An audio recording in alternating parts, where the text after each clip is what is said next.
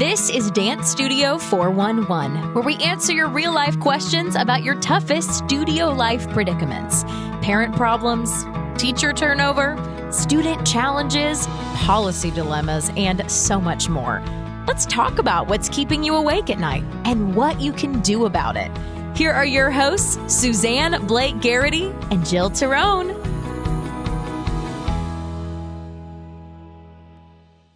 All right, well, welcome everyone to this episode of our Dance Studio 411 podcast.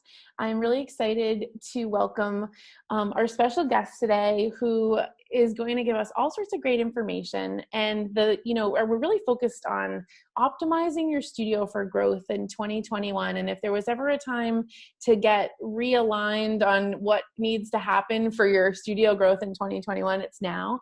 And so welcome, Molly. Thanks for having me. I'm excited to be here.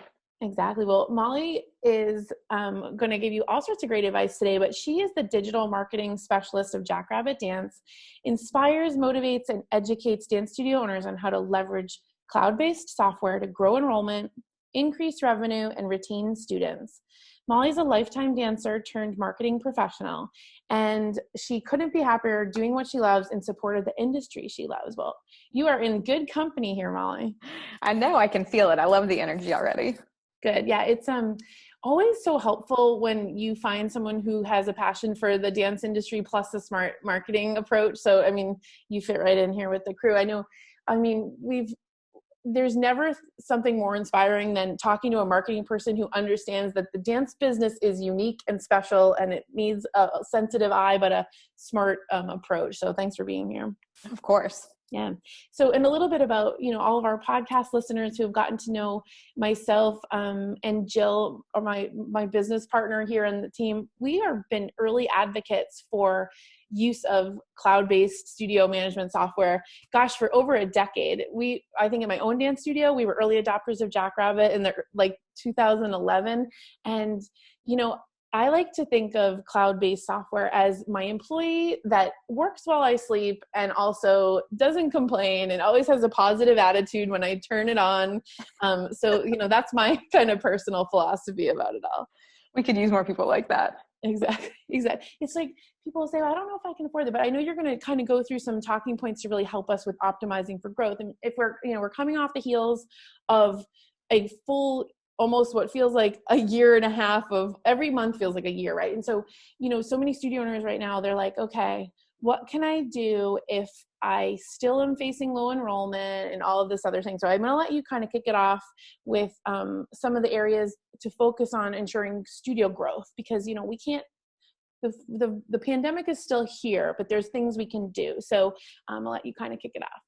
Thanks. I think the first thing that we can all do collectively is just take a breath to reset and think about the things that we want to leave behind in 2020, because I surprise no one when I say that we're all a little tired, whether you're a studio owner or a staff member, just a general consumer of life. Like, we're just tired of hearing things like the new normal, online learning, unprecedented times. The list goes on and on and on. So that's what I encourage you to do first. Say goodbye to 2020, because she's gone. Thank goodness. She out of here. So now is the time to be intentional and really focus on how you can grow your studio in 2021. And what I want to talk about or encourage you to focus on is just 3 areas of your business. That's customer service, automation, and then key metrics. Looking at those through the new year, and then weigh every decision that you make against those 3 things. And when you do that, you're not only going to have grown throughout the end of the year. So whenever you get to 2021, the end of 2021, you're not only going to have grown throughout the entire year, you're going to have positioned yourself and your studio so far ahead of your competitors. Awesome. I love that. And that's the thing, right? It's sort of getting in touch with, I won't say that this is what's happened, but there's been a new awakening around what matters that we should be looking at. It's no longer just the game of get more students. It's like, how do we take care of the ones we have? How do we maximize the time we have in the office and, have it do the work? So I'm excited for you to share some tips here. So looking at customer service in 2021, you can come at it in multiple ways. It's no longer just being the bigger person and the better person when dealing with the disgruntled parent. It's making things easier for your customers, making things better for them, and making the abnormal seem normal.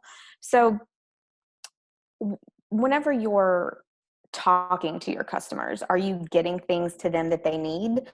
So with virtual classes, are you able to share choreography and music files in a way that is easy for them to access? Whenever you're asking them to take an action, whether that's registration, re-enrolling in a new session, or letting you know when their kid's going to be absent, are you making that easy for them? Because let's face it, you can spend a lot of time hunting down absences and figuring out where a student is. And now more than ever, you need to know who's going to be in class. So if a student needs to schedule a makeup, do they have multiple ways to schedule that makeup class with you? My daughter just missed 3 weeks of class, in real life. And I went online to see if I could schedule a makeup class, and I couldn't. Mm-hmm. And what have I done? I haven't called the facility, even though I know that I need to, but it doesn't fit into my timeline right now. So do parents have easy access to do the things that you expect them to do? Think about how you are communicating with your parents, how you are getting things that they need, and then how are they able to take action? Is it easy?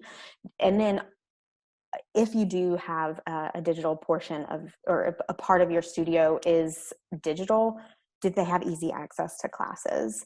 You don't want them popping into the wrong room, the wrong Zoom room. You don't need children photobombing or anything like that. So just making sure that you're utilizing the resources that you have, whether that's, Jackrabbit or a different class management platform, to make things as convenient for your customers as possible.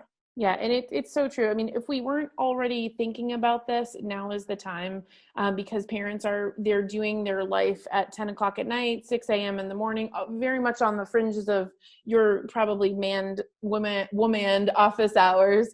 And so for sure, it's important to remember, like you said, customer service goes way far beyond handling just the disgruntled parent. It's about providing that business continuity access all the hours of the day. And so but we're going to have the worksheet available for you to download. And I know you have some more tips here as we move into automation, which sometimes scares people, Molly. But I think everyone listening needs to remember, automation doesn't mean you're becoming a robot.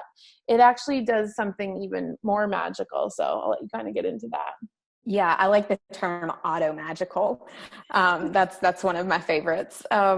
So whenever you're thinking about automating a process, I don't necessarily like to recommend that you make this decision overnight. You really need to be strategic. Just like with budgeting, you have to look at a full month's worth of expenses to figure out what stays, what can change a little bit, and then what can go. So the same with automation. And I'm just going to give you a few ideas of what you could potentially offload. And all of these things are examples that can be found within the Jackrabbit platform. But online registration, is it flexible enough for you to collect everything that you need from a parent, from a student, from a family, all in one spot? The child's name, family details, payment information, agreement policies. A customer is never more on the hook than when they are registering. So take advantage of that time that you have them on your site and collect all of that information. And all they have to do is click submit, and all of that information goes into your database. It just takes out so many processes of having to call and then collect the payment information, or having to call and get one more piece of information about the family. But billing and payments and tuition processing. So something super exciting that's coming in the future with Jackrabbit is set it and forget it billing and e-payments. So this can just be running even more automatically in the background on behalf of your business. If you have if you have a store at your dance studio, inventory management, and then skills development. How are you can actually communicate what your students are learning in class. Your teachers can do that while they're in the class. And I feel like skills sometimes kind of gets overlooked, and it's very important. I know as a parent, I like to know what my children are progressing toward. And then staff, the last example I'm going to give is the staff time clock and the payroll. And one thing with automation, like it's one thing to say, oh, I only trust myself to do it. I think whenever you're going through your list of tasks that can either be delegated or automated, you need to look at which ones are high risk. If one single human error can cause a costly mistake. I'm looking at you, Steph, time clock and payroll here. How can you eliminate that human error? And I feel like whenever you make your list of tasks to delegate or automate, you really need to be intentional about making sure that you are just avoiding any type of human error. I trust myself, but I also trust a software to do my budgeting for me and make sure that I'm staying on track. So I think whenever you look at it that way, automation becomes a lot less scary. You think of it a lot less as a robot, taking over your business. You set the rules, you set the parameters, and everything that you set, then your software is just going to run for you and run on the behalf of your studio. Exactly. Well, and that, again, optimizing your studio for growth for 2021, we talked right at the beginning, as you said, customer service is so key. And so by doing the automation or the automagic processes, as you said, you'll have more time to building those relationships and the stuff that matters, where you can give to your staff and faculty development and coaching and training, those parts of your business. Because I know for sure that the quote, what comes up, and you hear it all the time, is people say, well, I don't want to give up that money on credit card processing fees, or that costs me too much. And again, as I said at the top of the hour, this is the automation, the automagic that runs in the background so that you can collect tuition while you sleep. You can focus on what matters. And definitely, if there was ever a time to look at your policies again with fresh eyes, I know we just came off of a start of a season where everyone's like, oh boy, now I have to talk about refunds and tuition, all of that. Mm-hmm. We revised, the Jackrabbit portal in particular we went through and we looked everything with fresh eyes. And if you did that in the fall, great. Be ready to start to look at that again after this year, because some things might be in flux for you, especially as you take on new students into the spring and summer. So that's awesome, Molly. So let's talk about, tracking key metrics. I used to be the dance studio owner that was like, please don't talk to me about data. I don't want to see spreadsheets. I just want to use like colorful Post-it notes and crayons and we'll talk about it. But I really had to learn to accept that I might not understand all of the reports and the metrics, but if I can understand the ones that matter, that's going to make the biggest difference in the business. I'm going to let you kind of talk about that. Exactly. And crayons and Post-its, they're great. They get a bad rap, but also key metrics tend to get a bad rap too. And like you alluded to, you don't need to know them all. And what I challenge owners or directors who are listening is to make these 5 things a priority. Know which classes still have openings. Know which classes are full and on a wait list. Know who is missing. And one of my teammates coined this: know who is your MVT, your most valuable teacher. And then know your inactive versus active students. And so I'll just give an example of ways that each of these metrics can help you grow. So which classes still have openings? So just ask yourself these questions. Is there a reason why? Don't keep paying that instructor to teach a class or during a time that's just not on demand.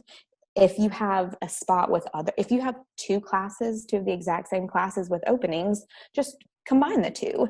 And that it makes complete sense whenever you say it out loud. But if you're not looking at your numbers, then how are you going to know to do that? And then on the flip side of that, which classes are full and on a wait list? Can you add another class?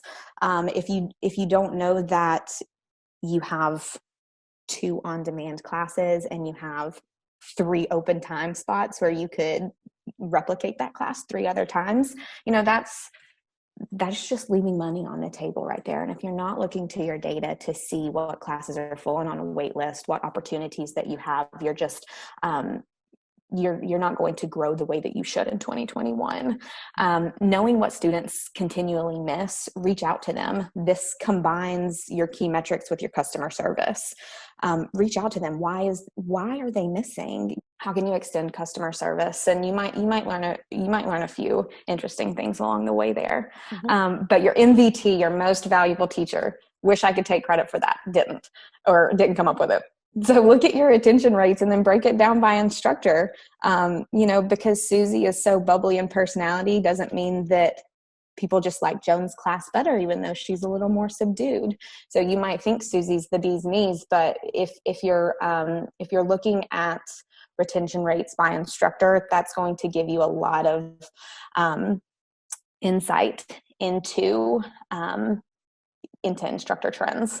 Mm-hmm. And then knowing who was enrolled last season, but is not this season. There are a slew of reports within Jackrabbit that can give you all of this information, and especially looking at active versus inactive students.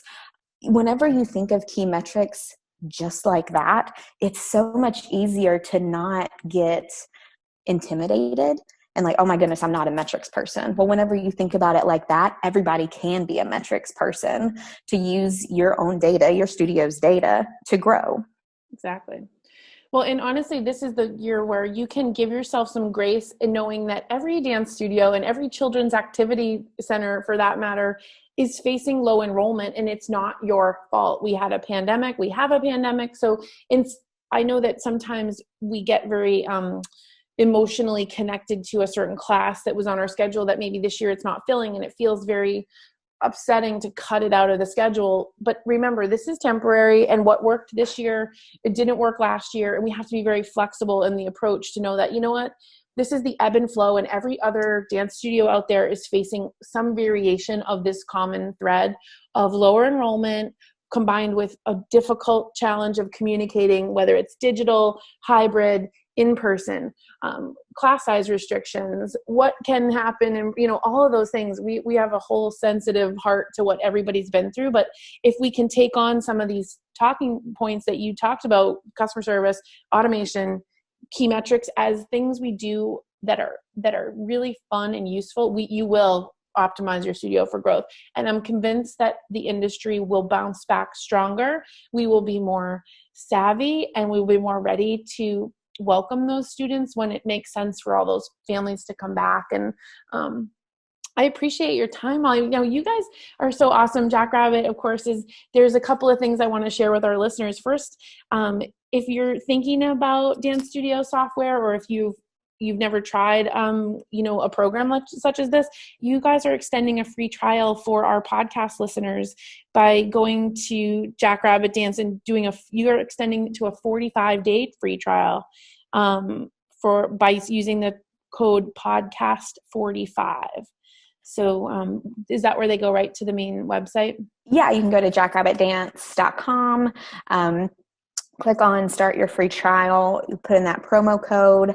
And what's great about Jackrabbit is that you can get started in 30 minutes. We have a path that, whether you're on at 8 a.m. or you're on at 8:30 p.m., it doesn't matter. You can go through a 5-step, 30-minute process to get started. And then you can reach out to one of our product coaches who will really help you optimize your extended 45-day free trial for your business. And I think one thing that is always worth pointing out is just because this is free doesn't mean that it's anything less. It is the full application. We hold nothing back from you during that trial. So really take advantage of that. Go through our quick start wizard, and then make sure that you connect with a product coach to really get everything out of those 45 days as you possibly can.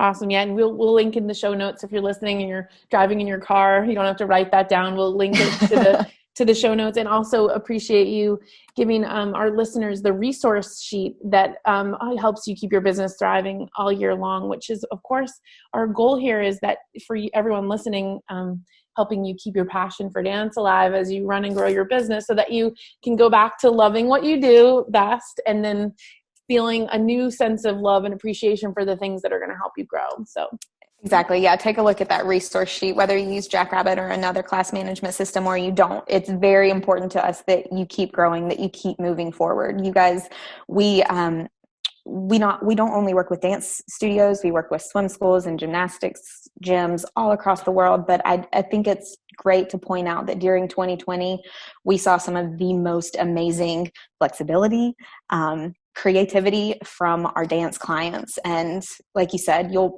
will bounce back. You will be stronger. And I know that to be true just by everything that we've seen you all go through in 2020. So I'm excited for the future. I'm excited to see how everybody grows and continues to adapt. So thank you for having me on here and letting me share some things. Thanks, Molly. We appreciate you. Yeah.